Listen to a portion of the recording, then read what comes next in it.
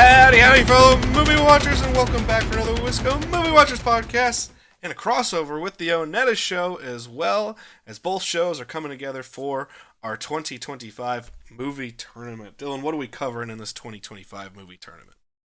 We got a tournament starting of best action scene. Our best action scene. So, a couple weeks ago on the Wisco Movie Watchers podcast, we went through a bunch of franchises, seeing what were going to make it in and what was not. Our rules for that were very simple. Each movie can only have one entry. So there are movies such as something like Mad Max Fury Road, where the entire movie is essentially an action scene. Mm-hmm. We couldn't have multiple pieces of that movie in the tournament. Today, we are going to reveal the entire bracket to everybody. All 68 seeds, as we're going to have 4 play-in games to get into the tournament at large. We're going to discuss kind of our rules and our expectations of what we're trying to do.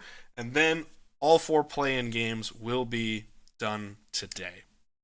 That is how we're going to do things here. Now, before we start, and before we unveil everything, how are you going to be judging what you're favoring in these scenes? I think there has to be some emphasis on the filmmaking quality to it. Sure. Like one of the scenes we're going to talk about is Ben-Hur. Yes. Like, does that hold up in terms of action? Somewhat, but then you also have to put in like the filmmaking, like the production design and everything is like undeniably incredible. It's incredible, yes. Like impressive how like far they went to build such an impressive set. Yes, it is So incredibly. Also, for those who are thinking, "Oh, I've never seen that movie," we are putting the link, or I'm going to try to find a link to every single scene, and it will be in the description of the video. So every you're going to single have a chance. scene will be on YouTube for free. Yeah, So you don't have to like go far to watch it. If there is something that is not, apologies. That's not obviously the intention. But so far, I've found almost everything on YouTube. Last night, in an hour and a half, I watched the 8 scenes we're going to talk about, and wrote notes, and edited a video, and did graphics for this program. Yeah. So it's available. It's available. I'm almost guaranteeing that every single scene will be on YouTube for free. Right. And most of them are from the official studio YouTube channel. So you're not getting some bootleg stuff. You're getting an actual good film quality, video they'll be quality HD. So, and then obviously it depends on the scene, but like stunt work is obviously a big part of it. VFX could be a big part. What else could be? I'm just trying to think of other factors. A big thing for me is sound. A big thing for me is sound. Yeah, sound could be another one. And how I talk about stakes a lot too. That's my thing. Yeah, Are there stakes to this? You also have to consider the time period that it was made. Yeah. That has to be somewhat of in your mind at least, because obviously things change. Like sound from 1950 is not going to hold up as well as sound from now, because microphones just were not the same quality. Yeah. And then other than that, I do like to consider, like, I don't want to say the experimental aspect of something, but like the originality of something. Sure. Like if something's like completely different and like a little bit strange, I do like to see that. For me, that is all dependent upon this. Is I want to see something new, interesting, and exciting. My only concerns with some of that is I never want a scene to just get moved forward because it was a first. Oh, sure. That's a big thing for me. Is there's a couple of seeds in the tournament that we'll get to that I think the scene itself is very good. I'm not trying to put the scene down. We're thinking these are the best action scenes of all time. But I've seen someone take that idea and, in my opinion, done it better. So I want to give credit to the person who did it first, but I also want to say, well, I think it was approved upon by XYZ people, you know? So that's a Hmm. big thing for me. But sound quality, I think, is the one I always go to. And by sound quality, I don't just mean like, oh, it's so crisp. Does the sound and the music enhance the spectacle or the experience of the whole thing? There's a couple scenes that we will talk about where I just think the sounds used for it make it the scene actually go down in quality because they've added sound effects that I just, to me, don't match the tone of what they're trying to do. So those are things that I'm going to be looking for, and I'm also always going to be looking at stakes, and character work. That's another thing for me as well. Does the scene actually do something for your character as well? I think that's a bonus because if you can tell something from a visual storytelling angle to where you go, I know everything about this character because of this scene, to me is a huge bonus. Or what Sure. about the scene is actually going to do something where, uh, you can have stuff that is incredible action, but if it's just shoot to shoot and stab to stab, and that's all it is, and you don't get a lot about the character, then I'm not going to favor that as much as something that's really going to help your character out. So that's something to keep in mind. Even scenes that I really love, they might not have that quality to them.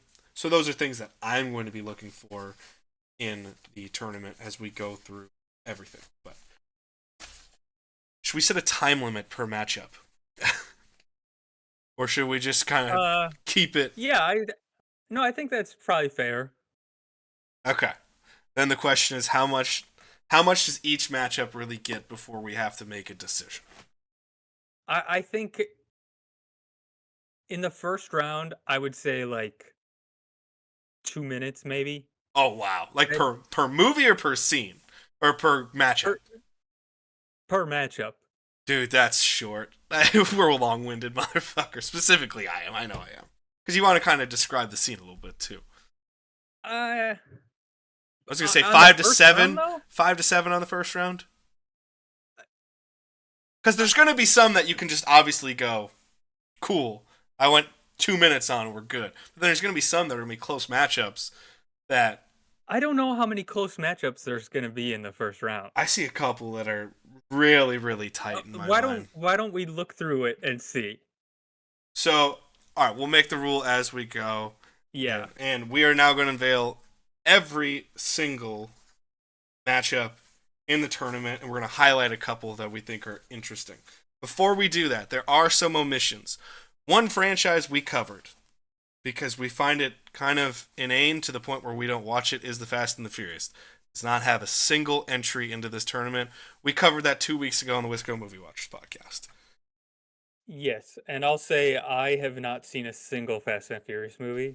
Nor have I. Uh, Neither of us are very interested in it. If you are a fan and you want to nominate a scene for us to watch and see if we would have put it in, we'd love to see it in the comment section. We really would, because we're not trying to say like, oh, if you like those yeah. movies, you're an idiot. That's not what we're trying to say. It's just those There, there's a they're just kind of mindless there's action one movies other to us. yeah, there's one other franchise that I could have argued for, which is Transformers. Um, that's not on here. That does have quality action scenes, but Nothing to me sticks out to the point where I you have to do it. the one that stands out to me is the in the first one. There's a great action sequence where they're like on a highway. Sure. That's pretty good, Yeah. but like I wouldn't like I don't know. I don't feel like I have to go to bat for it. So Yeah. that I just Unfortunately, wanted like, to point that out that people do think of that in terms of action. yeah. So like we're not against CGI characters. We have a couple CGI characters in this tournament, but there's just something about the clunkiness of the Transformers movies of just big CGI versus big CGI that doesn't have necessarily the great tangibility that you and I really strive Oh, for. to Yeah. make it so that we thought it was in this. Another notable omission, Dylan and I literally just had a secret conversation about it, is Back to the Future. We highly thought about the clock tower sequence, but we didn't know exactly how much that constituted action if it made it in here. Now, there's going to be a couple entries where you're like, well, that's just as much action as the clock tower sequence.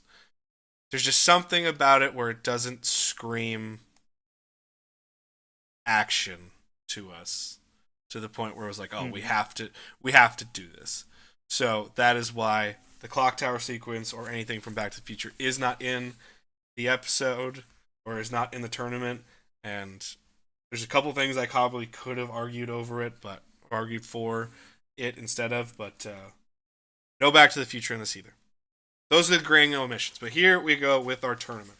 So after those omissions that we talked about, here is what our tournament looks like. Each bracket of the tournament, or each part of the bracket, each division, which is usually in the March Madness bracket, North, South, East, West, our divisions are named after action stars.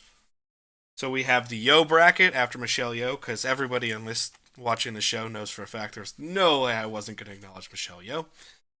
We have the Cruise bracket for Tom Cruise. The Weaver bracket after Sigourney Weaver, who I don't think ever will get the credit she deserves for being a great action star. But she's pretty much great in every action movie she's ever been in. Mm-hmm. And then finally we have the Icon. And although it bothers me a little bit that I didn't make it the Schwarzenegger bracket, there's just something you had to say it was the Arnold bracket. So went with the Arnold bracket here as well. So we're going to start in the Yo bracket. And these graphics are going to be up on screen right here and now.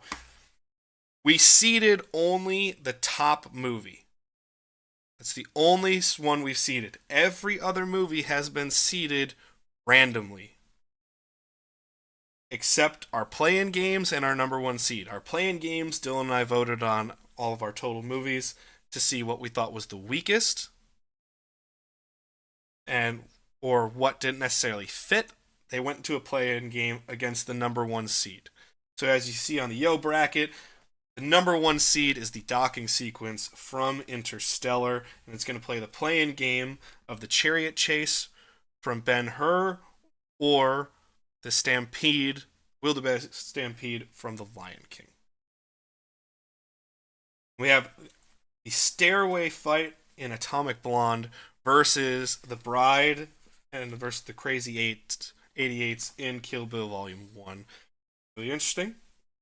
We have the opening sequence of Baby Driver, that opening drive sequence, versus first Incredibles fight as a family in The Incredibles, which Dylan was very, very gung-ho about, saying it had to be in here. So we know a strong contender for Dylan.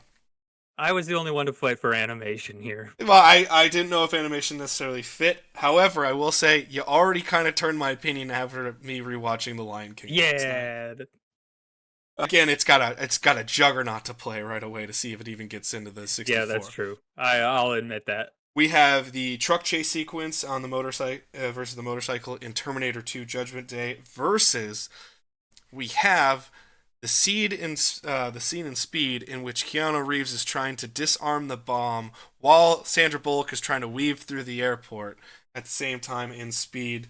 Speed was a really difficult one, very much like Mad Max, in which what do you pick? Because everything is so rich there to pick from. Yeah. Jurassic Park, we have the T-Rex chase going up against the first fight for Ki Kwan in Everything Everywhere All at Once, where you kind of start first getting the idea of what this movie's about with different personalities from different worlds, things of that nature. Then we're going to the bear attack in The Revenant versus our 2v2 fight in Crouching Tiger, Hidden Dragon with Chow Yun-Fat and Michelle Yeoh taking on our bad girl group in Crouching Tiger, Hidden. Then we're going to take it to two giant spectacle movies in The Gladiator, which we have the Tigress fight, where most famously the tigers appear against Maximus, and that's going up against the section of Helm's Deep from The Two Towers, most famous for the slide with Legolas sliding down the stairwell. Mm-hmm. Which is not fun. The whole Helm's Deep. That's not fair. Like I almost had that with Ben-Hur. We'll talk about that in a second. Where I was like, this is a long thing, It but is long. but Yeah. Helm's Deep is like an hour, so you can't just put Helm's Deep. Yeah. And then we have the kitchen fight in the Raid 2 going up against the minecart chase in Indiana Jones and the Temple of Doom. And that is our Yo bracket. And our first matchup will be Ben-Hur versus the Lion King in the play-in game. Is there a matchup that you wanted to highlight in the Yo bracket? Or the Yo division? I think Gladiator versus Two Towers. That's a pretty good matchup. I think that's a fun matchup. I like the spectacle. Only 2 years apart from each other. Similar usage of CGI and practical effects, which I like. I think that's pretty cool. I have not seen the Raid 2, but I know it's supposed to be really good. The scene itself is very cool. It's great action scene. And that versus Temple of Doom sounds pretty good. And then Terminator 2 versus Speed. That's a good both like chase / driving sequences, so Sure. that's pretty good too. It pains me that these two got put together. The one that actually intrigues me the most is Atomic Blonde versus Kill Bill Volume 1. We have two tremendous female protagonists in that. I have not seen Atomic Blonde. Atomic Blonde was one of those movies that I was like, yeah, I'll go see it. And it's got Charlize Theron, so how bad could it be? And Ab and I were floored at how much we loved that movie. And it's a great, great action spy thriller with a ton of fun. Because it came out right around the same time as John Wick, everyone's like, oh, it's the female John Wick. And admittedly, there's a lot of action sequences that you can kind of go, yeah, I see it. Yeah, I've seen part of the stairway sequence. So it does have that John Wick kind of feel to it. So it's just a shame that we're going to have two super prominent women. Yeah, that's true. They're going to take each other out, and that's how you can tell that this is random. This was not me screwing with the bracket at all, because if it were me, I would have split them just so they had a better chance, because I love both those sequences very much. That is our Yo division bracket. To our cruise bracket here, with our number one scene, the one I think I fought for the most in terms of enthusiasm, which was the Burj Khalifa climb in Mission Impossible 4 Ghost Protocol. That is our number one seed in the cruise bracket. And that is going to be taking on the play-in winner of the Bourne Ultimatum, the Tangier chase, where he's just constantly running through buildings, jumping to another building, and then the fight sequence. Yeah. It has the most famous shot of the Bourne trilogy. Correct. Or it's taking on the Batman warehouse fight scene from Batman vs. Superman Dawn of Justice. Which, again, not the greatest movie in the world, but the warehouse sequence is a phenomenal action sequence, so I'm excited to see what's going to come out against the Burj Khalifa. Now we go Avengers Endgame. We have Cap getting Mjolnir, and we have our main trio of Avengers taking on Thanos. Avengers Endgame, they're going to take on the Arnold versus Predator fight in The Predator, which is going to be interesting. We then go to Gravity, taking on Mission Impossible 5. So it's the destruction of the space station, sort of, in Gravity, and that's going to be taking on the water take sequence in Mission Impossible 5 Rogue Nation, which, if you haven't seen in a while, fucking compelling. That was one that I wasn't even going to go for, and you were like, no, it needs to be in. I'm telling you, it needs to be in. So, yeah. We then go to Inception, where we have the Hotel Gravity fight, where the whole thing is spinning in gravity the entire time in Inception, versus Duel of the Fates in the Phantom Menace and the sole entry from the Star Wars franchise. So, Phantom Menace's Duel of the Fates, and we're talking about, in this necessarily section, we're talking about Duel of the Fates as one thing. So we're taking out the space battle, we're taking out the Gungans, we're taking out the palace guards.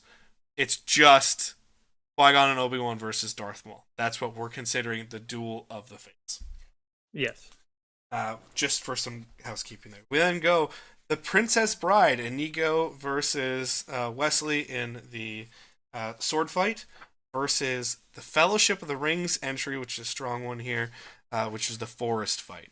That was a tough one. If you want to have more context on that one, go check out 2 weeks ago's episode.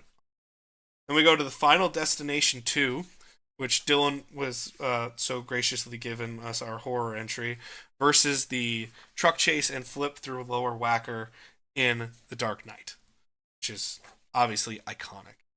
We then go to the original John Wick and its nightclub fight sequence taking on Heat's bank robbery chase scene. So they've already robbed the bank in Heat, and then they're going forward with Chase and all the shootouts there. Then we go to John Wick 3, and that is the Casablanca escape sequence where we have Halle Berry involved as a partner to John Wick, and her two dogs are taking out everybody, which is rad. Anytime you see a dog taking out a human, it's great because go dogs, humans suck, dogs are awesome. Versus King Kong versus the T-Rexes from Peter Jackson's 2005 rendition of King. Is there a matchup in this bracket or this division that you are intrigued by? Well, there's one I'm really gutted by, and that's Princess Bride versus Fellowship.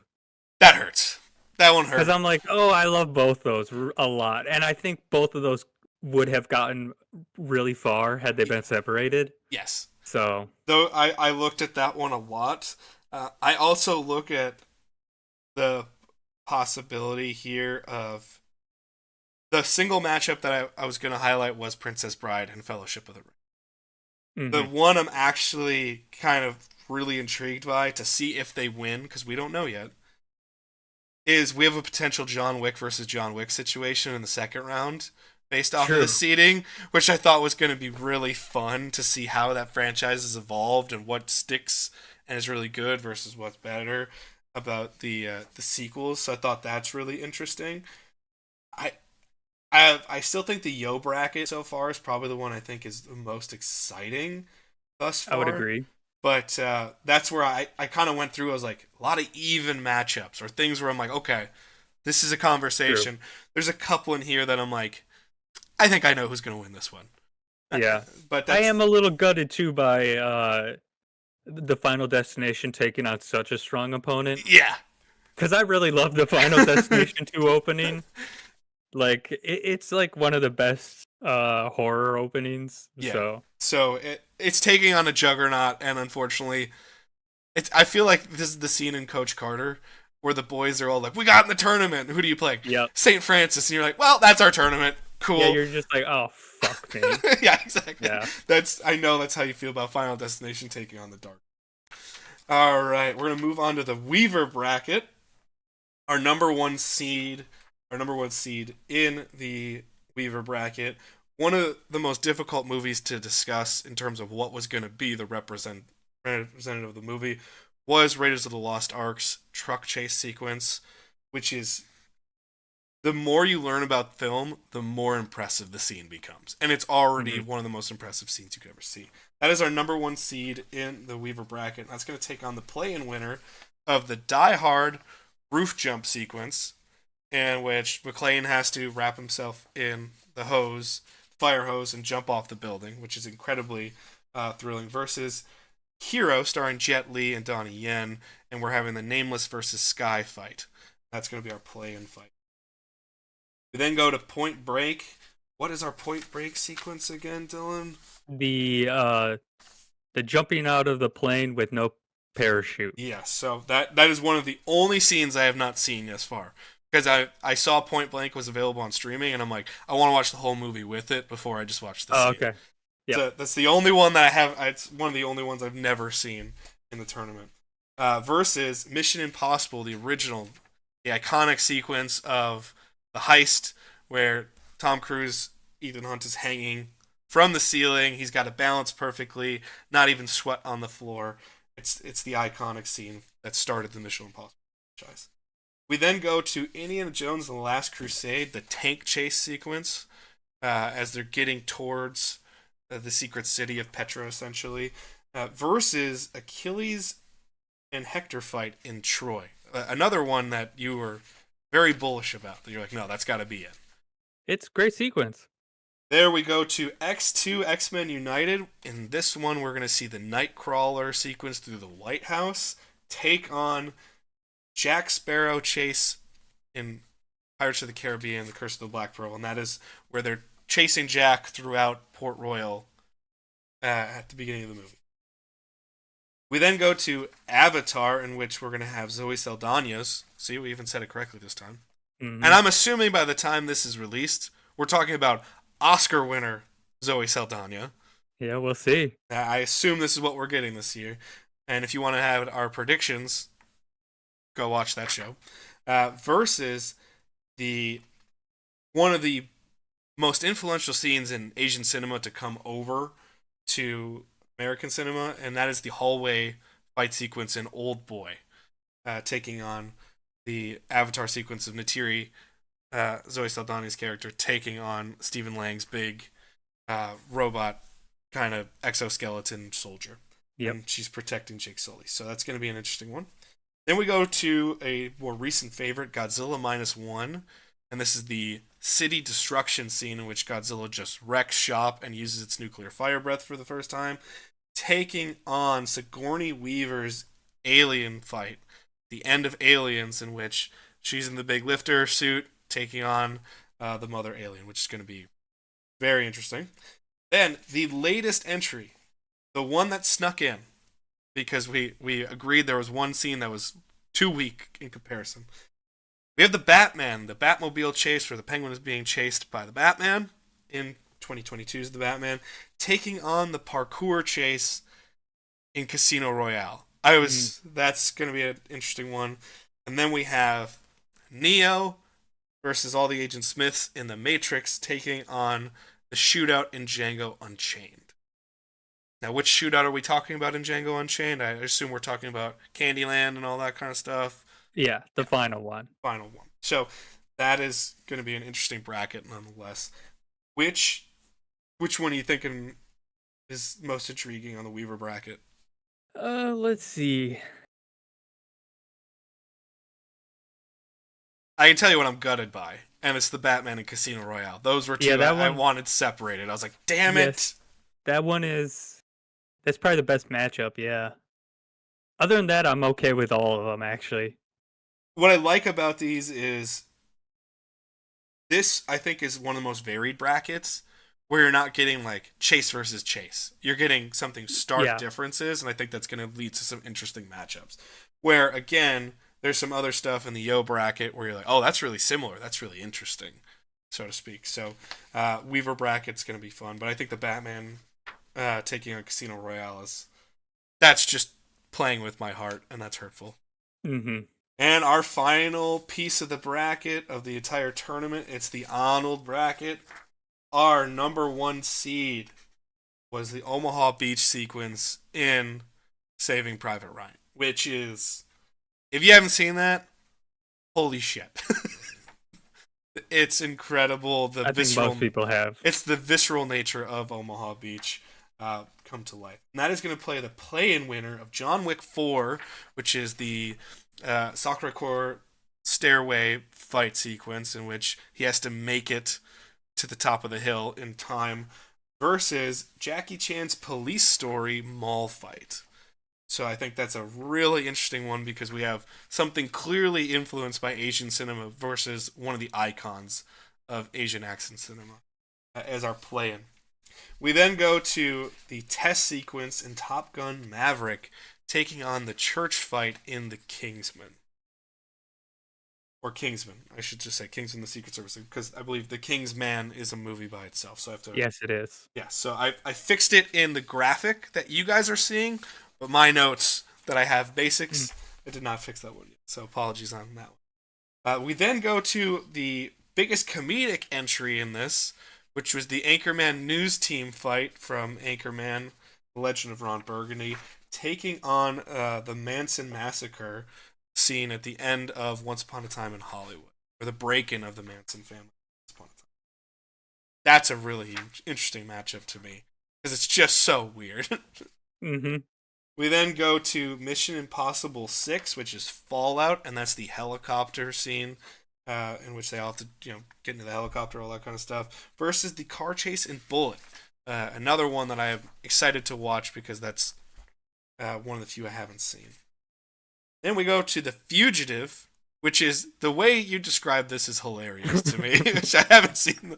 I haven't even seen this scene yet, so it's another one I haven't seen. But How do you describe this scene in The Fugitive? I think I described it as the bus/train sequence. And I was like, what does that even mean? And you're like, just watch it, and you'll understand. It'll make sense when you see it. Yeah. And that is taking on Mad Max Fury Road. And the section we chose for Mad Max Fury Road was it's part of the chase away from the Citadel, in which Max and Furiosa are teaming up together and they're working together. They're passing weapons back and forth, and you have all the jumps over the tanker sequence, which is really, really interesting. I now have to rewatch that movie to make sure I segmented it properly, but I think so. I'm not going to be mad about having to rewatch Mad Max Fury Road. Yeah. It only goes up every time I watch it, in estimation. Then we have the No Man's Land sequence where Wonder Woman is coming out of the trench in 2017's Wonder Woman, taking on a scene from Collateral in which another one, you're like, alley shootout sequence, like the way you describe it, you're like, it's pretty, it's there, it's whatever. Well, that's definitely the movie that I have. That's the longest one. Like I saw it the longest time ago. Yeah. So I really need to rewatch that because I barely remember it. Here's the thing: it made enough of an impression that you're like, I think it deserves to be there. But you're also like, I do remember, like I remember it being really, really good. So, and it's been a long time since I've seen it. So I'm actually really excited to rewatch it because I think if it's as good as I remember it, it actually has the possibility to like be on my top 100. Wow. Possibly. Okay. Because it has Jamie Foxx and it has Tom Cruise as a villain, which is always fun. Yeah, Tom Cruise doesn't play villain very often, and it's interesting when he is to play it. Then we go to Lord of the Rings: Return of the King, and we're going with the Ride of the Rohirrim. Again, when we were doing research, people were saying the Siege of Gondor. I'm like, that's 2/3 of the movie. You can't count 2/3 of the movie. So we're going the sequence of the Ride of the Rohirrim going through and taking on the forces of Mordor. And that scene to us pretty much ends with the fall of Theoden and the Nazgul, the Oliphant come in and the Witch King kind of takes out Theoden. Then that's taking on the ship destruction in Titanic, which another one I was a little skeptical of. I went and rewatched it. I was like, oh, actually, this is pretty impressive. And it's when the ship splits in two, and that's a pretty interesting scene. And then our final matchup in the tournament, in terms of the round of 64, is John Wick 2's Catacomb Escape sequence fight, taking on the Quicksilver scene from X-Men Days of Future Past, in which they're trying to get Magneto out of prison. And is it the Pentagon that he's buried under? I believe so, yeah. And Quicksilver saves them all from a shootout, which is really, really interesting, to say the least. Which one are you most excited for in this bracket? Or which one do you think is really... I think there's three that I actually really am excited for. One is Anchorman versus Once Upon a Time in Hollywood. I'm intrigued. Because both are actually comedic scenes. It'll make sense when you see it. Yeah. Mission Impossible 6 versus Bullet. Both are actually chase scenes. Yeah. And then there's one I'm gutted by, which is Return of the King and Titanic. I thought it was so interesting for that one to because pop up. Titanic is the one scene where like you don't actually think of it as an action scene, so it's like the really unconventional choice in this bracket. Yes. So like that's the one I'm like, oh, why does that have to be going up against like the Juggernaut, like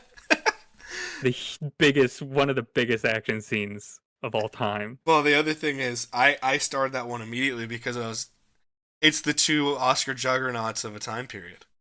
Where they just swept through everything Oscars wise. Yeah, that they both won 11 Oscars. And they're, in terms of, if you believe the Oscars are a measure of greatness of movies, they are two of the movies that exist that have a legitimate claim to saying greatest or best movie ever per the Oscars. So to get them in a matchup again. That's something, if I were manipulating this like professional wrestling, I would have put them on opposite ends of a bracket to make it into like the final four. where it would have been like, oh, that's going to be a really interesting Elite Eight matchup to see who's going to get out of this bracket or this piece of the bracket. The other one I'm completely gutted by, because this is one that I argued for number one status, and of course it moved down to what I would consider kind of a number two seed. Top Gun Maverick going up against Kingsman is interesting. It's more Top Gun Maverick having to go up against most likely Saving Private Ryan. We don't know that for sure yet based on our arguments. Yeah, that's true. But a number one seed immediately meeting Top Gun Maverick is not what I had in mind for this fucking tournament. Yeah, that's true. And that's the one where I'm just like, son of a bitch. Like, that hurts. So that is our bracket. And it's going to be really interesting to see all these matchups play out in a way that is so interesting and unique. But that is our entire bracket. Are we ready to start the festivities and head into our play-in games? Are we ready to start the festivities and head into our play-in games? Mm-hmm. Alrighty. So, again, we're going to be doing this in rounded systems. So, today's show, we're going to be doing Ben-Hur versus the Lion King. So, we have the Chariot Chase of Ben-Hur versus the Lion King as our first matchup in this tournament. Opening thoughts. Do you want to do it scene by scene in comparison, or just kind of go through what we like? How do we want to do this? I would just do it scene by scene. Yeah. So Ben-Hur first. That's how I took notes. Ben-Hur, 1959, directed by William Wyler, by the way. Yep. Um. Also, another Oscar juggernaut. Yeah. 11 awards. It's odd that all three of the 11 award winners made it, to me. Yeah, they all have at least one scene. Yeah. That are like standouts. So it's interesting. Here with Ben-Hur, you have this huge grand spectacle, a lot of pomp and circumstance to start the scene. If you are watching with the link that we've provided for you, it's a 16-minute clip. If you're actually talking about the action, skip to the 6-minute mark because it's just long. Yeah, it's probably about 9 minutes of action. Yeah, it's a long sequence that's pretty continuous. I did notice the odd Nazi salute was in there. I know it's not a Nazi salute, but it's in there, and I was like, the Nazis took it from the Romans. Yes, I do know that, but it was just like one of those where since this came out in '59, I'm like, you're only 15 years removed from them. I would have just not even put it in. No, I know. Whenever I watch like the old movies, because there's a lot of like old sword and sandal movies that are Oscar nominated, and there's always that like the Roman eagle, and every time I see it, I always think of Nazis. Now I'm like, they really tainted that. They ruined everything. That Roman signal. Nazis ruined so much, man. I know. I love the visual storytelling pieces throughout this entire sequence. I love the detail of we're obviously focused on two riders for the most part. We got Heston, and who is playing that bad guy character that's constantly whipping his fucking horses again. I can't remember the actor's name, but the character's name is Masala. So we have Masala taking on Charlton Heston's protagonist. Yes, Ben-Hur. And I love the detailing of Ben-Hur having the white horses versus Masala having the black horses. Very easy visual storytelling there that is influenced so many things. What's cool is you get a chase sequence while also getting minor fight sequences interlaced into it as well. And some of the camera work on this is so fucking incredible. Yeah. To where I go, how the fuck did they get that shot in 1957, 58 when they were filming this movie? So I was doing a lot of research about the shooting of it, and originally I accidentally clicked on the 1926 movie, because there's a 1926 version of this movie, and even the 1926 version was the most expensive scene ever filmed.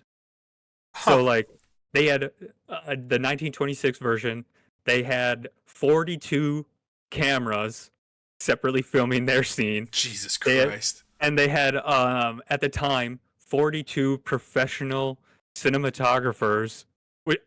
just working their cameras. What an expensive scene, dude. Yeah, so then and then they do a remake of the movie, and it's the most expensive movie ever made at the time. Um, and yeah, so the research, 5 months of shooting, obviously off and on doing it. Um, $1 million for the set, building the set, took a year to make, and It's a then it huge was set. the largest set ever built at the time. Holy shit. So yeah, it's fucking impressive. So the thing is this. Here's what I think is most impressive. Obviously, the cinematography is beautiful within the chase scenes as well. That's incredible stuff. And the storytelling elements, like they were smart enough to put the counters in for the laps, things of that nature. And when they're doing the turn, they all look so similar. I don't know if it's the same shot every time or if they actually did change it and it's just so similar every time. I don't think so. Because what they did to actually film it was they had on the outer track part, they actually had a car go around with the actual chariots. Yeah. At first they had I think it was, I can't remember where it was filmed. I don't know if it was actually Italy or not. But they had an Italian car, I think it was, and it was like too slow. So they had to ship in and import an American car that could actually have the muscle, USA, USA. So yeah, they had a car that would ride along with the chariots and stuff. So it's just fucking hilarious that you have like shit like Ferrari coming out of Italy, and then you're just... I don't know if they want that kind of car on there. Meanwhile, in America, they're like, nah, muscle, speed. And you compare an Italian car, like an Alfa Romeo or something, to an American car now, and you're like, what the fuck is this shit? But I love that was the detail. They're riding on dirt, though. Yeah. Ferraris aren't built for dirt. No, they're not. I get it. So again, the visual representation here is so impressive. The one thing, and the stunt work again is incredible. The fact that that guy should be dead. So there's a common myth that one of the stuntmen died, which is like a long held belief, but that apparently that's a myth. Yeah. But I got to talk about the dummies in this fucking scene. Yeah. It is the best dummy work I have ever seen. It is pretty impressive, honestly. Yeah. Like, first off, they do a really good job with the editing to hide the fact that they're dummies. Yes. Because there are times where they look like real people. Yeah. They look like, oh yeah, those look like people just getting fucking stomped on by those horses. And then I compare it to like movies like, okay, The Fugitive. You know the scene in The Fugitive, the famous scene. Oh, of course, yeah. With like the I don't care, the Tommy Lee. I don't care. Yes. Yeah. That has the worst dummy shot ever. Like, it is terrible. Where he's like falling down the waterfall. It is the most obvious dummy of all time. Yes. And then you compare it to these dummies. They look so fucking good. I'm like, what happened in those 40 years? Like, honestly, what happened? It's incredible. So, again, I think everything is so impressive in this scene. Here's what I did have an issue with. If I'm going to point out negatives as a competition. Logically, the fact that Masala is alive at the end of this scene and everyone else is dead is fucked. That's so dumb. Oh, sure. That's a logic twist I don't like. But the thing that actually strikes me the most, during the actual race itself, there is no music. No, I took note of that as well. That was one of my big gripes about it. It's so trying to put you in the moment with the racer, and it sticks on the camera work during the race itself is so impressive, but it always focuses solely on the racer, and you don't get many crowd shots to let you breathe for a second and to get a semblance of time being changed. That's the one where I was like, okay, what they're showing me is so impressive, but I think a couple cuts back, showing some Yes. more stuff, I think would be really My helpful. Yeah, and my other obvious gripe about it is how exciting can you make an oval? You know, like Yes, they're making left turns the entire time. It's like NASCAR. Like, how exciting can you really make it? correct. It's one of those where, and it's the way they shoot it. Because even look at something like Days of Thunder or Talladega Nights, they make NASCAR look really fun and impressive. Mm, But again, it's the challenge of, at the end of the day, it's just something going around an oval. it, and it depends on the length of the scene as well. So Correct. that's why I think this scene's a little too long. Yeah.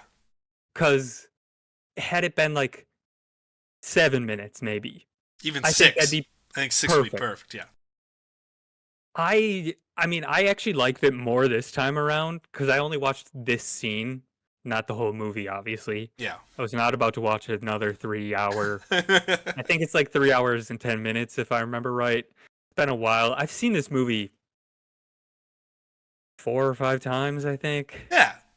because I rewatch the Best Picture winners often Yes.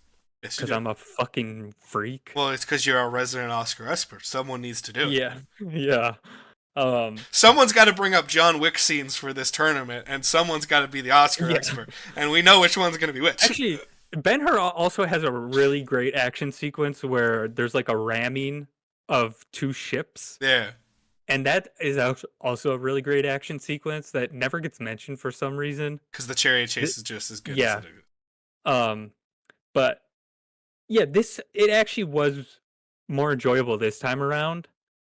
Um, but yeah, those were my two big gripes about it. Was this time around I was like, oh yeah, there is no music actually, I think that takes away from it a lot. and And it's a then, little too long.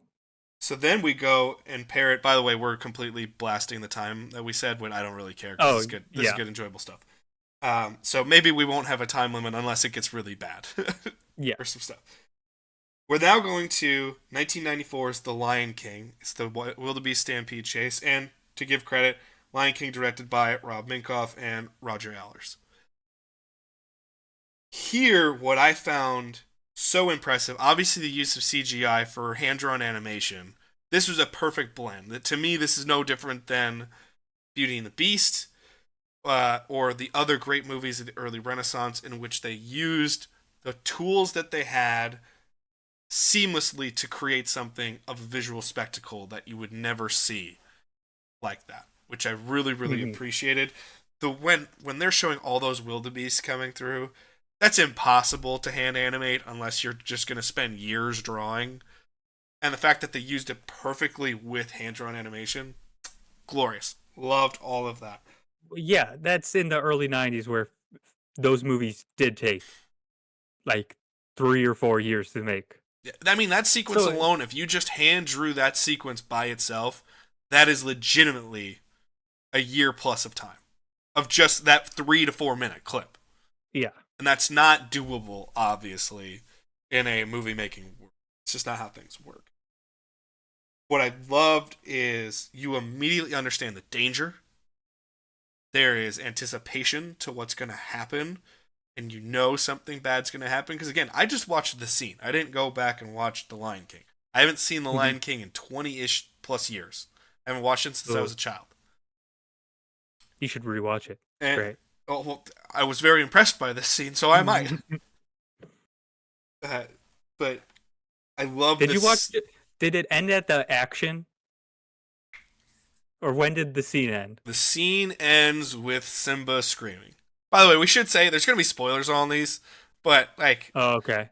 Because I was going to talk about the aftermath of this scene that's because I fine. think it's the most powerful part of the movie. So, and that's okay. Okay. Just the stampede itself with the buildup is 4 minutes long, and it feels like that. This Oh yeah. flies by. The music impresses danger upon the viewer immediately. This is some of Hans Zimmer's best work. It's Yeah. incredible. And no one talks about that Hans Zimmer was did the score for this movie. This And I is actually think this is, I mean, it's hard to say. I would put it in his top 3. Interesting. His work with Nolan's just so impressive that for I me, I plus would argue he's got pirates, plus he's got other stuff on there. Like, I would put it's either this or Gladiator for me. I mean, to me, it's always going to come down to The Dark Knight. So, actually, Yeah, his Interstellar work is incredible. So it might be Interstellar, but I think Interstellar only has that one sequence that is like amazing. we'll get to Interstellar when we Yeah, actually get that's to the true. bracket. We shouldn't be But doing this, but I'm just saying the Lion King has like the entire score when you actually rewatch it is amazing. The yeah. entire thing. So the music used in this is perfect. The fact that you're getting to care about cartoon characters like this, like when you actually break it down, that's what it is. Yeah. But they make these characters so personable and have so many good human traits to it that you believe and you want to buy in.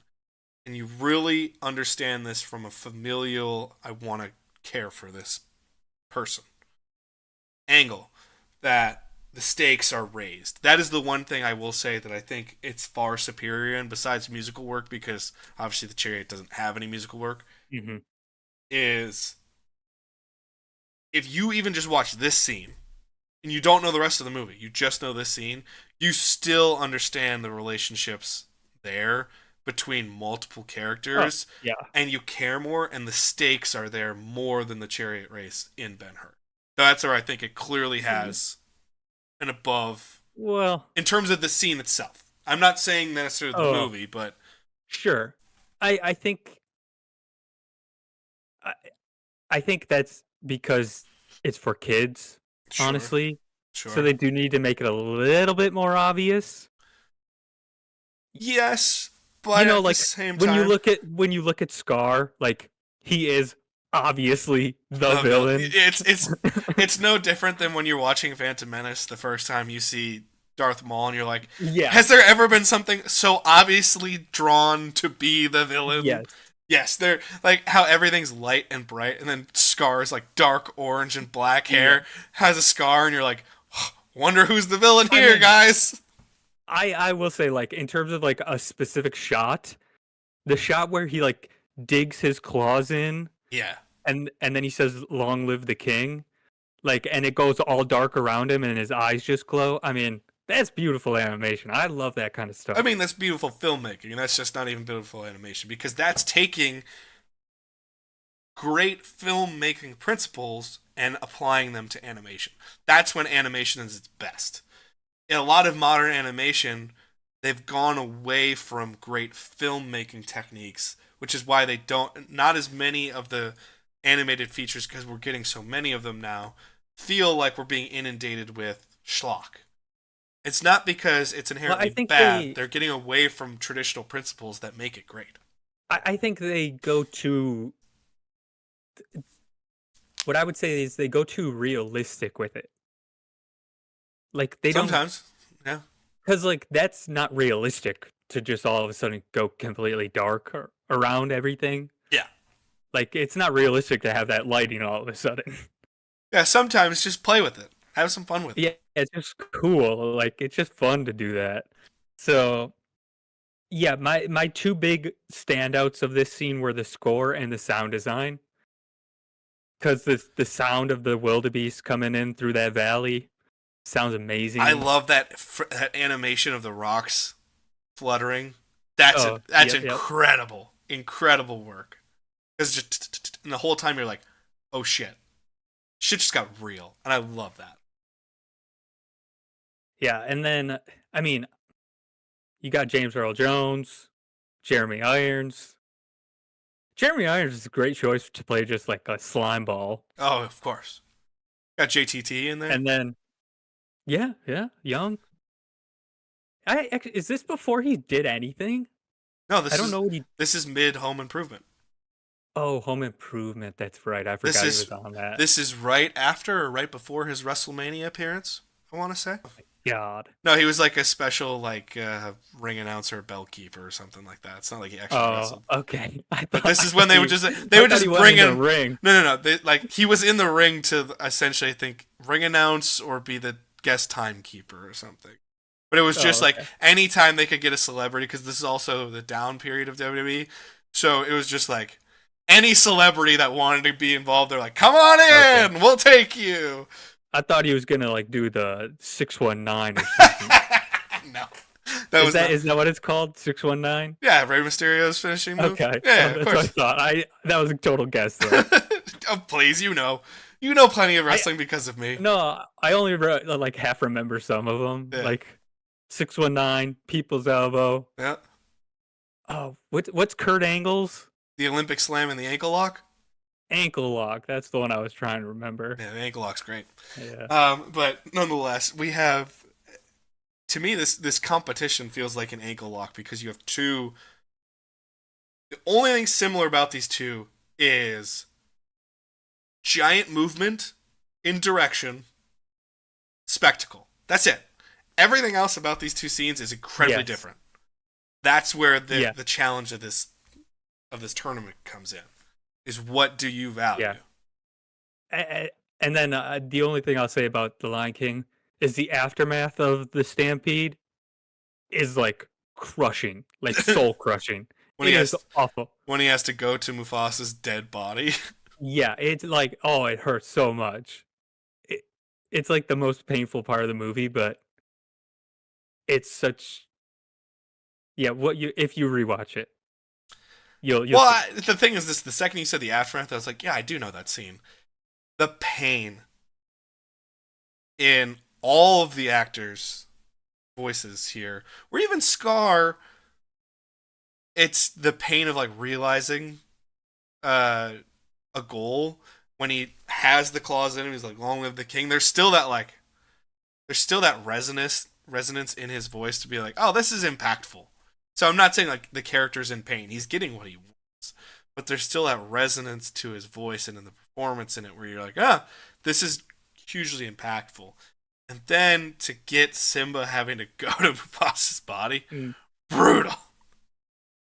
Brutal. Um, I will say that in terms of caring about characters, to me, it's far and away the Lion King is the better option because yes, of the facials, the panic, the fear, adrenaline to everything, where you get so much emotion in such a quick burst. yes. I do think there is some disconnect with older movies Yes.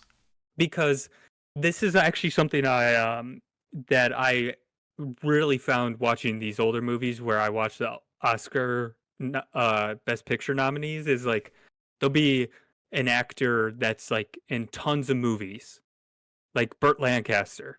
Yeah. He's in a lot of them, and like at the beginning of my journey, I was like, I don't really like him, and then like halfway through, I was like, actually, you know what?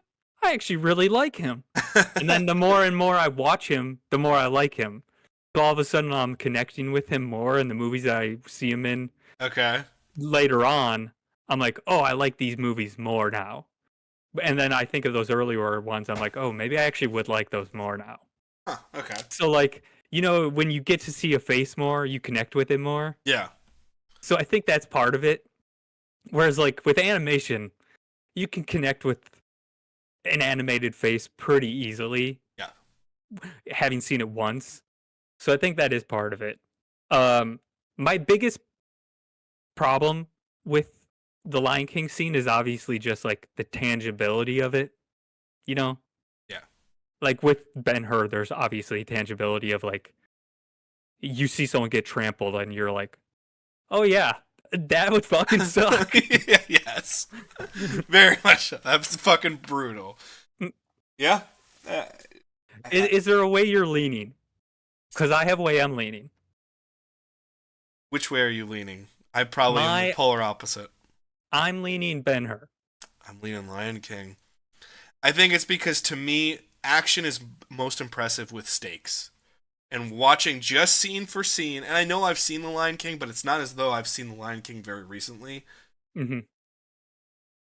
when you can pour the stakes, the emotionality into it, and make people care about the impact of what happens, that to me is what the success is. Okay. Of a Actually, scene. I think I have a way of doing this if we're split. Yeah. If you have to split it in a in 10, so you have to split this in points of 10. How would you split it? So I would say Ben-Hur gets 7 points out of my 10 and Lion King gets 3. Huh. How Okay. would you split it? 6-4, Lion King, Ben-Hur, probably. Which So means then Ben-Hur would take it. yes. So is that what we want to say? Yeah, I think Ben-Hur was going to take it in general, but the one I connect with more is the Lion King. But the visual of Ben-Hur is so Yes. impressive. I would say I would agree with that. I actually do connect more with the Lion King one. And I actually am glad that you liked it more Yeah. because Because I was I was very really skeptical about it, yeah. yeah, I was really fighting for it to be in here because I was like, hey, animation can be really great action. Yeah. Yeah, I do think Ben-Hur deserves to be moved on though. And it's taking on a juggernaut of what Oh yeah, I've it's not going further. Let's be honest. well, it's taking on what I have considered to be the most intense sequence I've ever seen in a theater. Because of the music. I won't go that involved. far, but I will say it's one of the most. It's just when you have surround sound in a theater and you're playing Hans Zimmer during Interstellar, holy fuck is an experience. So Ben-Hur, congratulations, you are moving on in our first matchup in this tournament. You have made it to the round of 64. Congratulations, you are playing the number 1 seed of Interstellar. So we're going to say Ben-Hur takes the win here. And we're going to move on to our second play-in bracket tournament game, and we're going to go to Bourne Ultimatum, which is the Tangier Chase, taking on Batman vs. Superman's Batman warehouse fight sequence. I think this will be a much shorter discussion. I would hope so. I have a lot less to say about these two. Well, Ben-Hur, you have to kind of set the scene. A lot of people haven't seen Ben-Hur because of how old it is, how long it is, and everything else. So Bourne. I should say Bourne Ultimatum, 2007, Paul Greengrass. Continue. Yes. So immediately I was going to say, I don't love the Paul Greengrass style. He has his own style in every single one of his movies. Very like frenetic, like highly edited, like shaky cam. Yeah. This is a lot of people like this is the king of shaky cam, and shaky cam does not age well. Yeah, I know a lot of people that refuse to watch his movies because like it literally will give them headaches because it's so disorienting.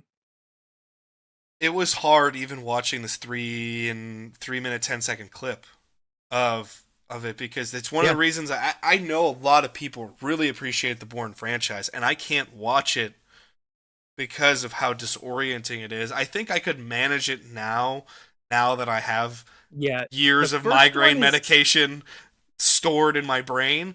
But had I had to watch this when it first came out, this would have been Migraine City for me because it's so disoriented with the shaky cam. I think the first one is not him. I think the first one is... Isn't it Frank Marshall? No, I think it's Doug... Who did... Is it Doug Liman? Yeah, I think so. Let me make sure of that. Yeah, Doug Liman. Yeah. Okay. I mean, great director. Great action director, by the way.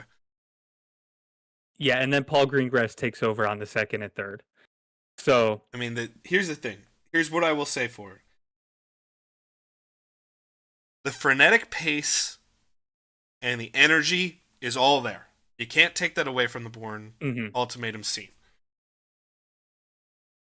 What is difficult is it's trying to be this very action, gritty-oriented thing. And grit inherently involves you need stakes. You need to care about people. You need to do stuff. And you can't get a facial expression half the time off of people in the scene. Because it's just moving so much. One of the things I wrote down is I think the average shot is probably like less than a second. Yeah, it's less than a Honestly, second. It's 2 seconds max. It's not long. it has to be like, if it's a second, it's not much more than that. Like it is. It like what I also wrote down is, if we're gonna talk about like clarity of action Yeah. and like clarity of geography, this is the stark contrast to Spielberg. Correct. This is Like the polar opposite of Spielberg. It's it map. is so confusing I have in very terms hard of to that. I have it here. Very hard to map the scene. Shaky cam is very tough. The other thing, which actually took away from this, was the sound effects. Oh, When see, what's funny is this movie won the either sound editing or sound mixing. I can't remember what, but what? it won. It won at the Oscars. So here's my problem, because this is exactly what I'll look that up it right made now. me think of these guys up here. When they get to the scene in the bathroom and it's like swish, swish, whoosh, whoosh, whoosh, whoosh. I was like, did you guys put in Power It Ranger sound effects into this fucking it is movie? 2007. But still, what the fuck are we doing if you're in this heavy grit? You're supposed to be making this heavy Okay, gritty so thing. it won both sound editing and sound mixing. That's wrong, okay? Now I understand that category so much more, and that's just wrong. Yeah, yeah. Especially a couple of the other movies should have won over it. So But mm. that was tough. Again, there's positives to it. You feel the energy, you feel the panic. That's good. Oh yeah, 100%. But the shaky cam makes this almost illegible. I don't want to dwell too much because I still want this to be a competition in some way, shape, or form, I regardless of if we think something's going to be clearly better or not. I will disagree that there's no stakes to it, because I actually watched a longer version of it. Mine was like 9 minutes, Interesting. and it was more of a chase sequence. I liked the chase elements of it because that at least made me understand it a little bit more. That was the part I Yeah, enjoyed. Once I got to the fight sequence, I hated it. What? yeah. Mine began with like a whole motorcycle chase. Interesting. I did not watch the motorcycle chase sequence. So. Okay. Yeah, mine began with that, and then like a bomb going off. Huh. So, but also, I mean, it doesn't change much. It still was like frenetic, highly edited, shaky cam still. Well, the thing is, Um, you have the iconic shot of Damon jumping through the window, yeah, jumping from building to building. That's a yeah. really that 2 seconds, really fun, really cool. No. That's what I wrote down. My final note was: let's be honest. This scene is about that one shot. It is that one shot. So let's take it to the opposition. We go to Well, 2016. I do want to say one other Oh, thing go ahead. in the positive thing. There there is a lot of great stunt work. Like The stunt works very where cool. the part where I think he's like holding his wrist or something, then he like does a flip out of it. Yeah. That's cool. Like there's just a lot of great stunt work, and the scene where the shot we're talking about where he jumps across. That's great stunt work. Like that has to be fucking scary to do. Oh yeah. And the cameraman to actually jump with him, that has to be scary to do as well. Oh yeah, I didn't even think about that part too. Because Yeah. you're doing that with a camera, and you're not going into the window. Yeah, Like, you're just fucked. You're just going to the you're just balcony somehow. you're just trusting that a wire's gonna hold you. So Yeah. Uh, so that's impressive stuff. I will say my favorite part is actually, besides the clear iconic shot, is Julia Stiles fish hooking the guy to try to help. I thought that was yeah. a nice little touch. I like that. That was fun. We're gonna take it to 2016 though. Batman vs Superman: Dawn of Justice, directed by Zack Snyder. The only entry by Zack Snyder. A lot of people think he's really good at action. I would tend to disagree. I think he's good at above average action. Where you're like, oh, that was fun, but nothing really sticks out to me in terms of that's his what I would agree with. in terms of his action pieces. This is by far the best scene he's ever directed in terms of an action sequence. Yeah, I would probably agree. I can't think of all his movies off the top of my head, but Um, I mean, I can't like argue with that. So I think here starts with a little bit of shaky cam, actually.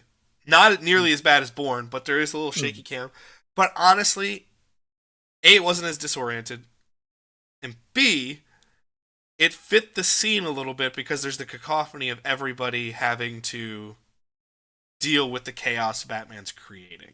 Yeah. So I was like, I don't like it. I still think this could be shot better, but I at least understand the usage a little bit more here. Where I don't understand it, why Greengrass insists upon doing this in Bourne scene. That's just his style.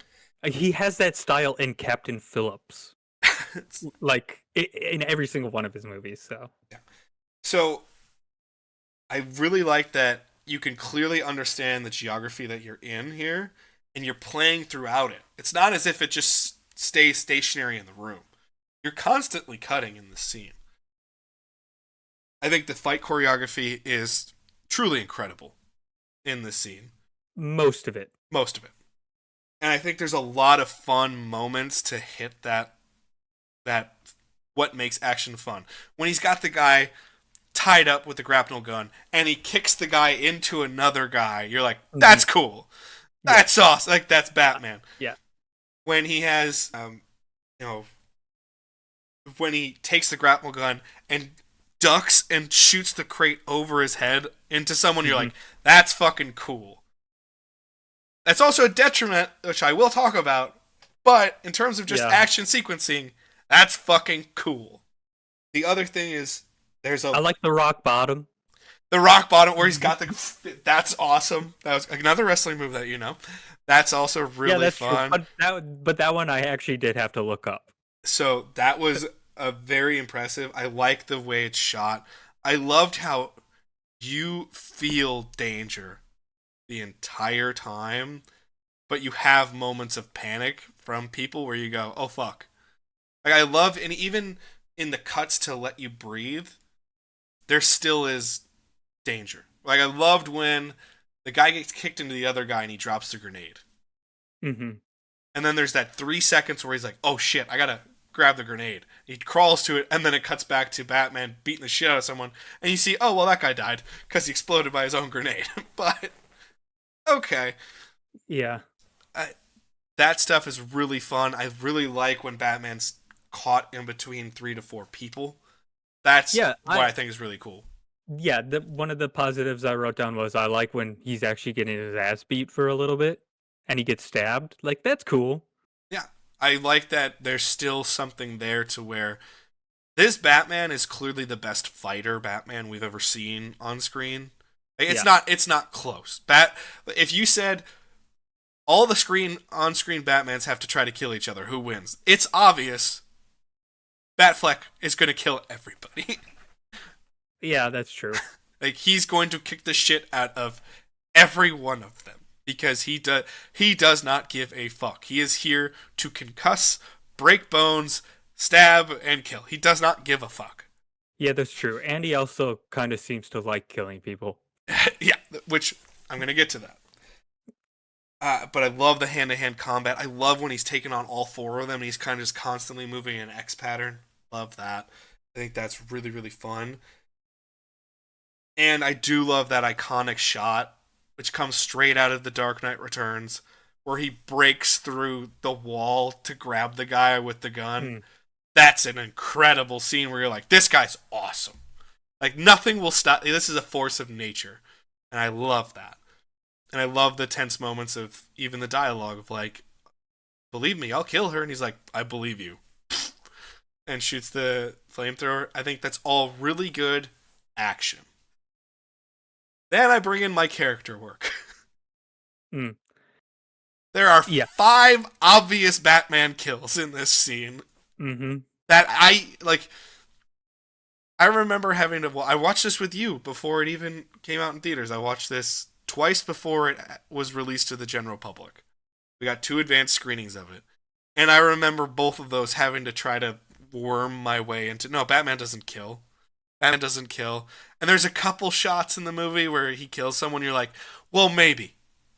Maybe. Yeah.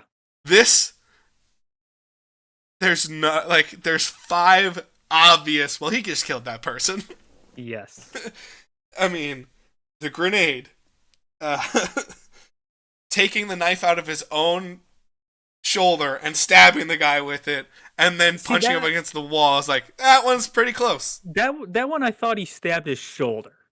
Yes, but then the after effect too is the one where I was like, the one where he throws the battering directly into the center of the guy's chest. I was like, that guy's dead. Yeah, maybe that one. Yeah, The crate, that guy's dead. that one for sure. That's definitely dead. And then when he shoots the flamethrower, he clearly kills two people with the Oh, yeah. explosion of that one. I was like, it's not questionable. He kills at least 4 to 6 people in this scene. Hmm. So And in real life, Ma Kent would be dead.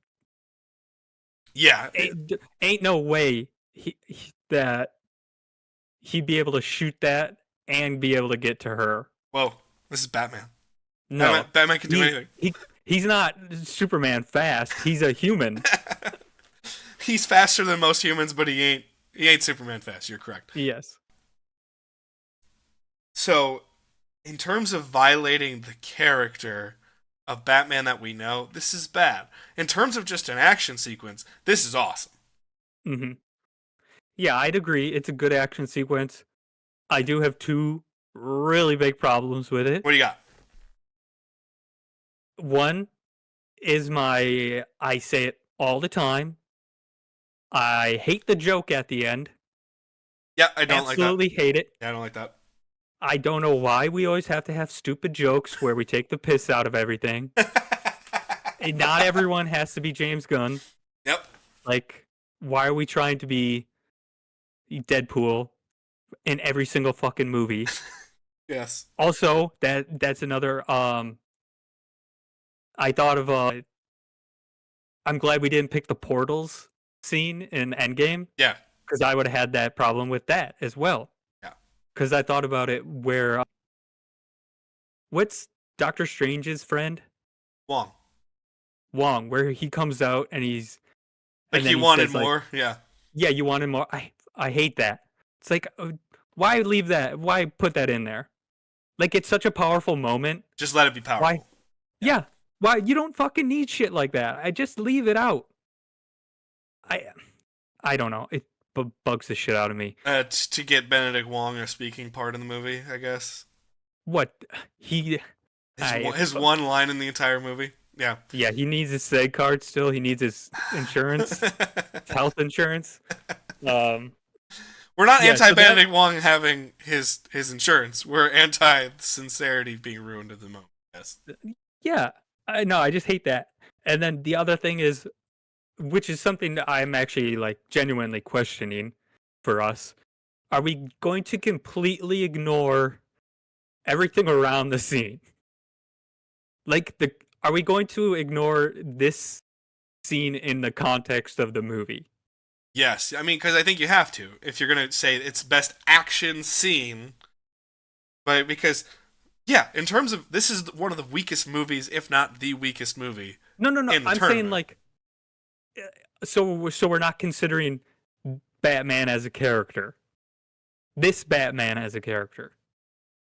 I would. I mean, that's my biggest gripe about it is Batman's just fucking killing people, and that's not what Batman does. Because, like, what I'm thinking of is, like, what does Batman do immediately before this and after this scene? He tries to kill Superman, and then he hears his mom's name, and then he's like, "Okay, Yeah. I'll help you out." Then after Uh-huh. this, he watches Superman die as he's trying to get Doomsday to chase him in the Batplane.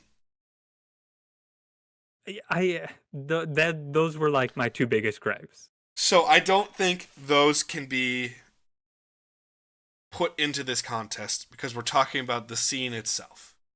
In terms of what it does for the character. Oh, no. The joke at the end, that's definitely a problem. That's part of it. That's totally that's a gripe.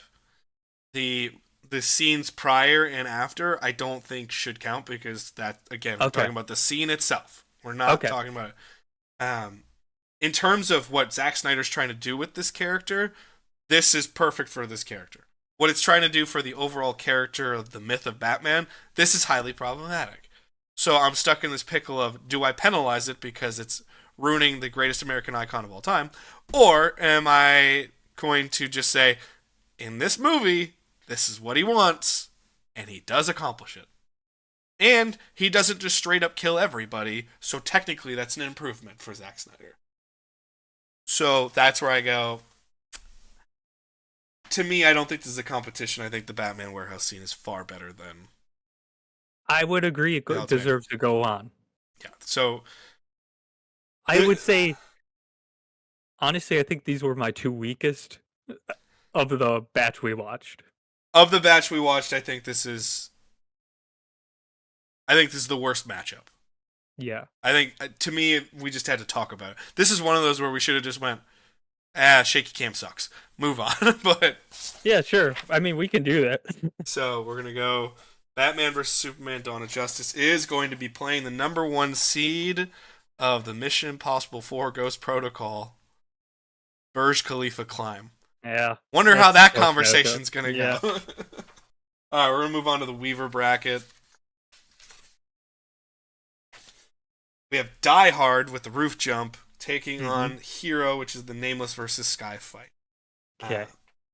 I do know we have to speed up a little bit for your own time's sake as well. Yes. So if we should have just said, shaky cam sucks in the last one, I'm just going to sum up Die Hard with, I'm not an explosion guy.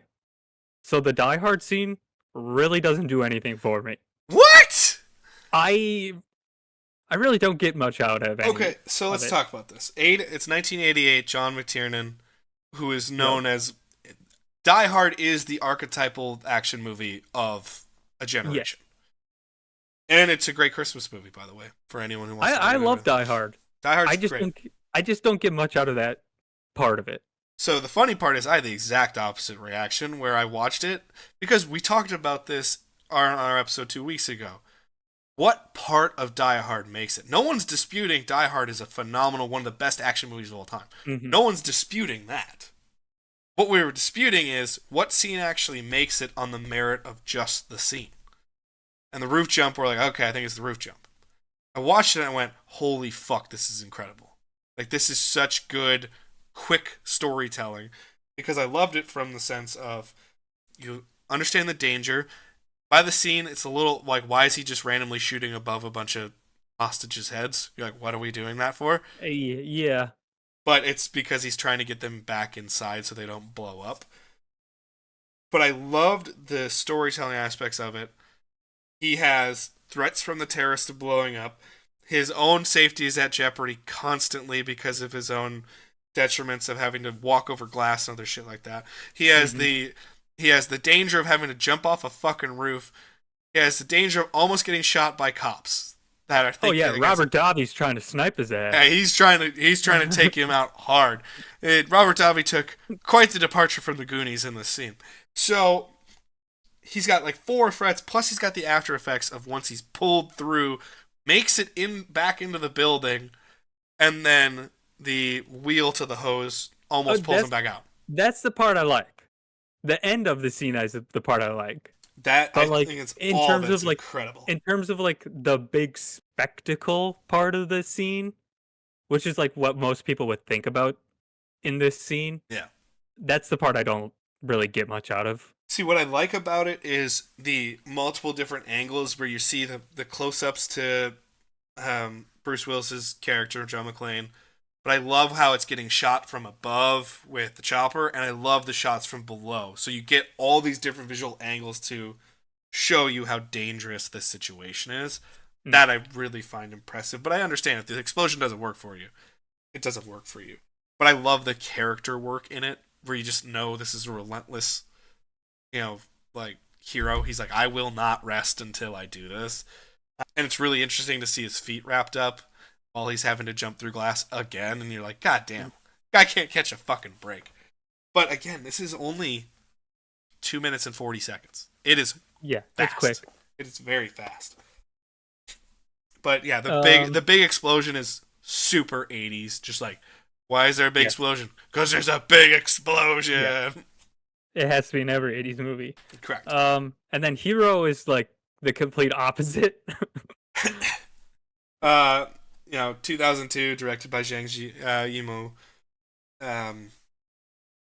Very interesting way to shoot this. Yeah. First off, I love that old man playing that little whatever instrument that is. It's pretty cool. Yeah. What I found interesting is I like the pretext to it. I love getting him to start playing the music. I love the rain coming down. I think that's all very visually pleasing and very fun. I like the classic standoff. But part of what makes this good for me also makes it bad. Is I love the idea and even the execution of the storytelling in that in this standoff we're both essentially going to meditate and view this entire scene or entire fight how it's going to go. Mm-hmm. Yeah. I think that's a really interesting way to do it, and you're showing it visually where you're cutting back forth from reality and dreamland where you have the fight happening in black and white, Yeah. and then you see little bits of color. Yeah, the fight is playing out, but it's all playing out in their minds. I think that's really interesting. Then it ends so anticlimactically because you're expecting this great epic fight. That's the problem with the scene. Yeah. And then you come out and he waves through the water and just stabs him and it's over. And you're like, yeah. What? I like how it's filmed. It's like really like almost abstract and experimental at times. A little bit, yeah. Like the editing where it's like cutting away to like the rain dripping down into the pots and stuff. Yeah. And like them cutting through the rain and stuff like that. That's really cool. Obviously it's Donnie Yen and Jet Li who are like two masters of their craft. Yes. At like the peak of their talent. It'd been a long time since I've seen this movie, so I didn't remember any of it. Yeah. I like that it was also filmed in black and white for the fight part of it. Yeah. That was cool. And the fight choreography is incredible. I love when Donnie Yen jumps and he's hanging upside down and he's still fighting. It's ridiculous. It's bullshit martial arts cinema from Asia. Well, that's just but at the same time, I think that's just Chinese martial arts. But at the same time, there's something fun and appealing about it. It's not necessarily my cup of tea, but for moments, it's really fun, and that moment's rad. Where you're just like, nice. I can't remember if it was either this film or the Jet Li film Fearless. I went to the theaters with Dong Ho and his family to go see it. Nice. It was one of those two. I can't remember. It was one of the Jet Li films. But I always like the martial arts Chinese or like Asian films because they're not afraid to just go kind of wild. Yeah. Like they'll just go kind of weird at times and I'm like, okay, sure. Yeah, again, I think it's a really interesting way to tell a story. Sherlock Holmes 2009 just completely ripped it off. I didn't think about that until I rewatched it. I was like, it pays a lot. Just completely ripped it off. Like for those fight scenes. If that's what movies are doing, it's a pretty big compliment to your movie. If they're just gonna be like, fuck it, let's just take it. I think all of it's really interesting. The end is way too anticlimactic for me. I would agree. I would say Die Hard deserves to go on. Die Hard only because that. Die Hard feels like there's stakes. Where it feels like there's stakes, and they're just like, nope. If there was a better ending to the fight scene, I would vote for Hero, but yeah. I think it would be a discussion. I think I'd still go for Die Hard, but yes. So, alright, we're going to go Die Hard on this one. We're not trying to rush, we're just trying to be a little bit more efficient with our time here. So Die Hard is moving on, and it's going to play the number 1 seed, possibly the number 1 overall seed of the entire tournament, which is the truck chase from Raiders of the Lost Ark. Congratulations, John McClane. You now have to go up an even bigger juggernaut. Yeah. However, nonetheless, I'm glad Die Hard made it just so we don't have to deal with, hey, Die Hard not even making it into the tournament. Again, it's not the full movie. Because if it was a full movie, Batman vs. Superman wouldn't be anywhere near this fucking thing. It's just the scene itself. So our final one that we have today as part of the Arnold bracket, gotta go John Wick 4, which is the Sacré-Cœur stairwell fight, versus Jackie Chan's Police Story, in which he's fighting through the mall. This, to me, is super lopsided, based on taste. But I still think there's merit. Something in your face tells me you're going to be polar opposite of what I'm saying. I think it's super obvious which one's better. Which one do you think is super obviously better? Police Story. I am polar opposite. The John Wick 4 one, I would argue is like even for John Wick, it's ridiculous how far fetched it is. So that is a problem I have with it. He's going straight in a maybe 5 foot gap. He's never moving that much. 12 feet. He's wide. Yeah. I like the zigzag. I like going through stuff. But he's wide out in the open, no cover. He has no headgear on to like cover his head. You're telling me a world of top class assassins couldn't just shoot him in the head once? Like, even for John Wick, it's too far fetched. So, again, for me. 2023, directed by Chad Stahelski. There's cool elements of it, but to me, it was ridiculous. Here's the positives. I like the setup of the radio call and trying to get as many people there as possible. Immediately putting, hey, he's got to climb the stairs. So you tell everybody immediately, here's his problem. I love the camera angle work as the shot starts and as it continues, as it's constantly going upward, so you understand the challenge John has to get to his obstacle. That, I think, is awesome. Mm-hmm. The action is just great John Wick action where he's just shooting people, stabbing people. It's rad. It's John Wick at its finest. That's amazing. I like the environmental use that they have, where it's so limited. That's what I think is really interesting about it. Is I have the same question: how the fuck doesn't he just get shot once? Because there's also a lot of wasted bullets. The thing is, I just watched John Wick 2, 3, and 4 within the last couple days to catch up for this tournament. Okay.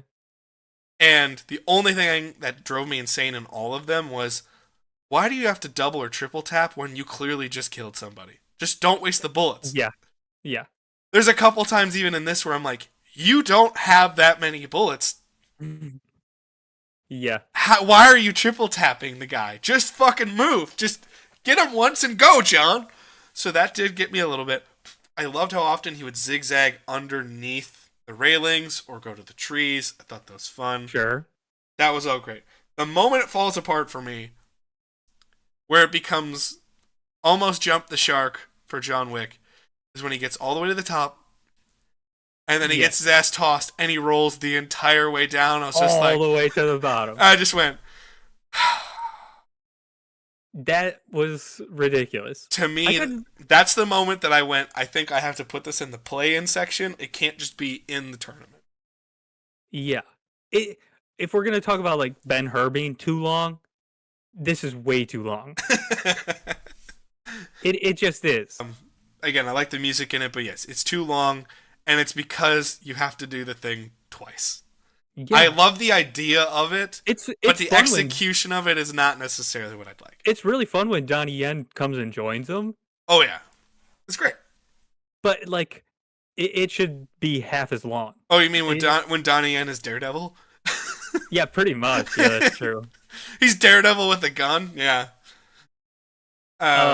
Which is fun. So that was my problem with it. Like, even for John Wick, it's too much. It's too much. It's way too much. Okay, then we go to 1985's Police Story, directed by Jackie Chan. Hey, I didn't know that. I did know that. Also, you should watch Police Story 3, because I knew she was in one of them. Police Story 3 is Jackie Chan and Michelle Yeoh. Okay, so now I'm not gonna lie, that just upped the score of Police Story in general. And during the filming of it, Jackie Chan saved Michelle Yeoh's life during a stunt. So you have Jackie Chan to thank for her entire career, her entire life. That's my girl, you know that. So, I mean, she has an entire division named after her because that's how much I love Michelle Yeoh. Well, she was like Jackie Chan's like protege. Nice. At that time, yeah. Here's the thing about Police Story that I find really fun. Hyper stylized, so Asian cinema.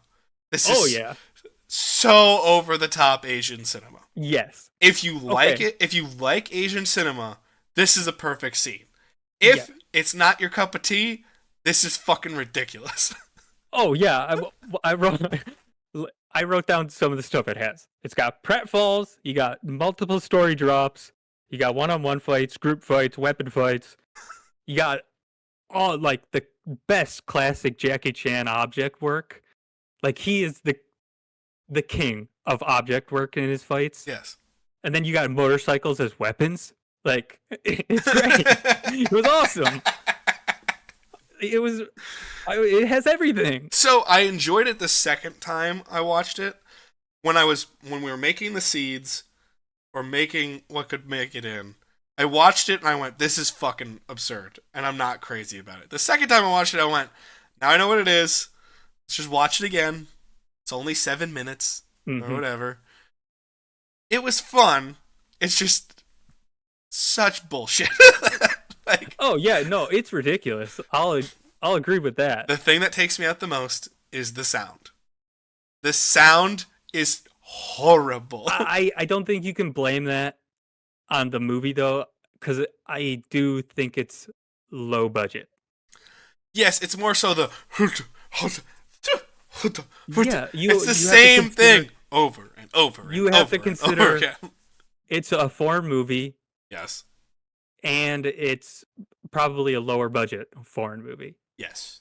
So it's not going to have the like Hollywood, like it doesn't have Die Hard level budget. Well, no shit. It's going to have a much smaller budget. So I wouldn't blame that on the film. So here's what I do like. A lot of good character work of he's always trying to save somebody. Yeah. He's always trying to help. He's getting his fucking ass beat all the time. He should be dead. Oh yeah. By the end, he should be dead. There's not a ton of music in this. It's very interstitial. And that, I think, hurts it a little bit for me. The random motorcycle appearance does throw me off. I know you loved it. It was so funny when I saw it. I was like, what is that doing in a mall? At the same time, I was like, why is there a motorcycle in the fucking mall? The environmental use here is incredible. Oh, there's a glass case. I'm going to smash your head through it. Oh, there's a glass case. I'm going to kick you through it. Oh, there's a glass case there. Yeah. I'm going to you're going to try to do a Rey Mysterio bulldog. I'm going to catch you halfway through and then swing your entire body through a Mattel case, which, by the way, great product placement there. I hope they got some money for that. Probably not. They probably didn't. But that is 2025 storytelling at its finest for making money for your picture right there. I'm going to go through product placement for this win. That was all good. The amount of time someone follows a story, at least, was difficult. I'm talking story of distance. Oh, yeah. First of all, Jackie Chan, the first fall he has, is ridiculous already. But you also should understand, he's doing that for real, for one. Yes. And he's not, well, for Jackie Chan himself is actually doing that. That is correct, absolutely. Because there's like no stunt doubles ever on those movies. And then the YouTube channel I always talk about, Corridor Crew, that do visual effects artists react. Yeah. They also have stuntmen come in and do stuntmen react. And they talk about how lax the like Asian cinema rules are, especially back then. And they talk about how like they would have like pads like this thin for the stuntmen to work on. And it'd be like them falling like a story or more. And they're like falling on pads that are like 2 inches thick. And it's like, how is this legal? And they're like, well, they just don't fucking care. So like people like break their like legs, they crack ankles and shit. Like the fact that Jackie Chan's just getting up after this shit is crazy. No, exactly. That's why everyone's like amazed that he's still alive. Because it's like he does all his own work. It's amazing. It's truly like watching a professional wrestler when you watch Jackie Chan, because they have to do the impossible all the time and no one thinks about it. He gets the big spectacle where you're just like, Jesus Christ, and then he just gets up. I would argue it's way more impressive though because he's also doing his own choreography and choreo- choreography for most of the other people in the fight. In terms of the scene versus scene, yeah. Yeah, so like, I mean, he is like one of the true masters of martial arts films. So there's at least 6 times someone falls to another story, or at least half a story in this scene, which is fucking ridiculous. But yeah, I understand it's the style. the only part I didn't like was when the part they play over and over again. I hate that. I hate it. The only reason I didn't like it was because that was like one of the less impressive stunts. And it's the icon shot. And yeah, I was like, why are you replaying that one? Of all the stunts, that's like one of the lesser impressive ones. It's certainly something that I think the icon shot is meant to sell. Like, yeah, the still image of Jackie Chan sliding down that with all the lights breaking. Yeah. A is iconic and B is legit beautiful. It doesn't look good with all the film grain because it was obviously not shot on great film. But it's obviously super cool. The fact that they play it 3 times, to me, cheapens it. Yeah, I would agree with that. And that was another thing that I was like, this is your big moment. And it just falls flat. Or to me, nothing in the fight with John Wick falls flat. See, I would disagree there. You've won me over though, because now you've made me focus too much on the jump the shark. Why the fuck does he fall all the way down the stairs? That's the part I would say fell flat for me. Was like as soon as he started falling. Oh yeah, I'm sorry, I misspoke. That's true. That falls flat. Where I'm like, what are we doing? Because I was like, because I didn't really remember that scene much. Yeah. So I was like, oh, he's gonna fall a couple. But then when he fell all the way to the bottom, I was like, really? We're doing that? Yeah. Because it's like he kept in any world, any normal human being would be able to stop themselves. Anyone. Yeah. And then if you put like John Wick in that scenario, you'd be like, no, he would be able to stop himself. He's a capable human. Yeah. Or just roll towards a tree. Do something. Do something to stop yourself. Just stop. I assume we're going police story on this one. That would be my vote. I was really impressed by it. I am actually going to watch that whole movie now. I'm not a fan of the style. Not a fan of what they're accomplishing. The thing I felt about it was how I watch bad professional wrestling. Which is,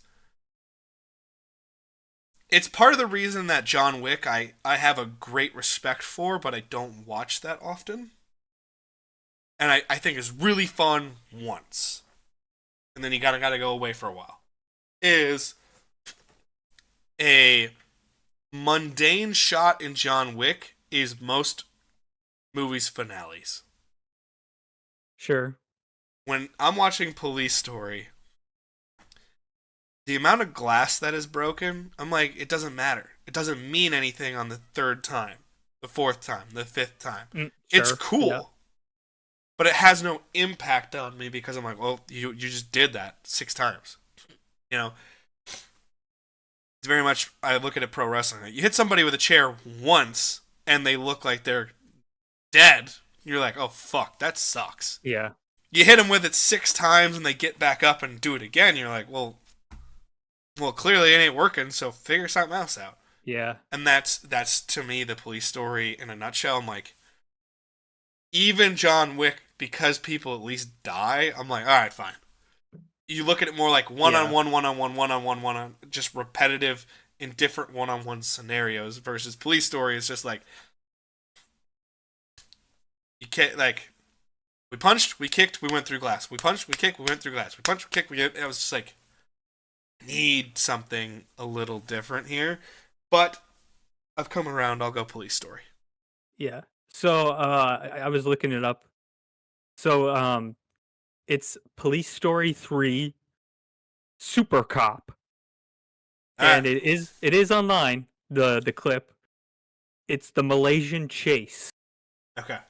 2 minutes and 30 seconds. I will So you gladly want to give look. I will gladly give 2 minutes and 30 seconds to my lady Michelle Yeoh. So yeah, that's the scene that he saved her. Alrighty, I'm excited to see. So we have 4 move on winners. So our matchups are set for the round of 64. Interstellar's docking sequence will be taking on the Chariot Chase of Ben-Hur in the Yo bracket. Batman vs Superman's Batman warehouse fight scene will be taking on the Burj Khalifa climb from Mission Impossible 4. Ghost Protocol in the Cruise bracket. In the Weaver bracket, Die Hard's roof jump will be taking on Truck Chase from Raiders of the Lost Ark. And Jackie Chan's Police Story, the mall fight sequence, will be taking on, in the Arnold bracket, the Omaha Beach scene from Saving Private Ryan. Reason the plans are there, because we had enough debate already. Probably not going to be much debate on those matchups, but a lot of these other matchups are going to be tough debates at times. So it's going to be fun to see where we go with that. You excited about this? I think we had some fun doing these ones. Yeah. So we're going to have some fun. I don't know how the hell we're going to break up this round of 64. I think we're gonna have to try really hard to not talk as much about exciting stuff. But it's gonna be fun nonetheless, and I hope you guys enjoyed yourself in this episode. We have this coming Saturday, because this is gonna be the ONETA Show Tuesday. We're going back to our top 100. I believe we're doing 80 through 71. So check out that episode. It's a lot of fun. It's our big project for the year, as we're unveiling our top 100 movies of the year. Beyond that, though, and we will put some of this footage at the back end of if we can fit it into the episode. But next week with the ONETA Show on Tuesday and on Saturday, you're going to start seeing more results in the tournament.